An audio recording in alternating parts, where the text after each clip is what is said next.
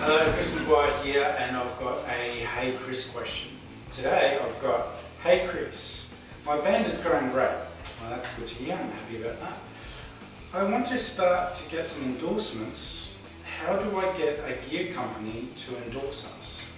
Okay, into the murky world of endorsements. There's quite a few things that you have to know. I've got a bit of advice when it comes to endorsements. The first thing you have to know is that there's different levels of endorsement. So if you're just in a local band and you're just starting to break out of your state even, you're probably not going to get the same sort of deal as what a big household name musician is going to get. So there are lots of different levels of endorsement. So do be aware of that. It's not like you're just going to get free stuff whenever you like. And please don't, if that's the idea that you've got, it's not like that really at all. What you really want to think of it as is two businesses having a partnership together and an understanding. The business wants certain things for their investment, and obviously you want cheaper or free gear, which would help the band expenses. The product company wants something, and you obviously want something. You have to make sure that the give and take you're willing to do. You don't want to sort of sign off on a contract and all of a sudden they're calling you to do these clinics and these free shows and these corporate events to show off their gear, and you sign a contract, you might have to forego a paying gig to do these gigs, but you maybe not actually getting paid for it because the gear is sort of paying for it. So do watch out for it. The other piece of advice is be authentic in what you are endorsing. Basically, if you're using the product already and the company comes to you saying that we can see that you're building up a really big following, we really like the band, we'd really like to help you out, then that's great because you're already using the product and you're already spruiking it. If you really like brand X, for example, and brand Y coming along and you don't really like brand Y and they offer like a really good deal, I want to go with it because it's not really going to be authentic.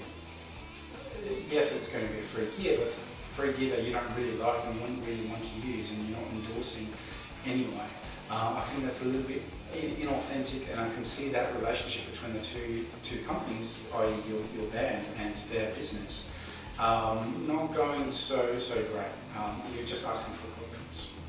The only stipulation to that would be if it's a new company and they're just new on the scene and they're trying to break into the market. Then you could try that product. If you like it, then endorse it by all means. But if it's something that you don't typically use and don't really like, then don't endorse it. The other thing is don't go out asking for endorsements.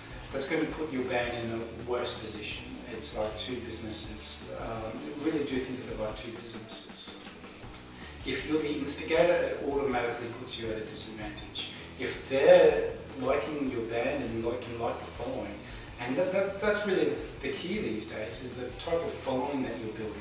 You're going to get a lot better endorsement deal if your fans are interacting with you on social media. It's not necessarily the number of subscribers you've got, it's not necessarily the number of likes and people following your page, it's how many people are actually interacting, how many people are leaving comments, how many people continue to come up to your show, liking your Instagrams, all this sort of stuff. How many people are actually interacting? That's really what they're looking for. The greater the number that you've got, the better the deal you can surpass it for. So consider all that. If you don't have much going on with your social, definitely don't be looking for any sort of endorsement gear. Put your resources into building that up first, and then go from there. Don't put the apple before the cart before the horse, so to speak. So there's my advice on it. Hopefully that gives you a little bit of a heads up. And also, like always, probably the most important, before you sign any contracts in the music world or anything in general, do get a lawyer to look after it. It's not going to be free, but it can save you a lot of heartache. Just have a lawyer to look over any contracts before you sign anything. You can't really go wrong if you take on that advice. Thank you so much for your questions as always. If you do have any questions, just send them through to chris@musiccavern.com.au. Cheers, thanks.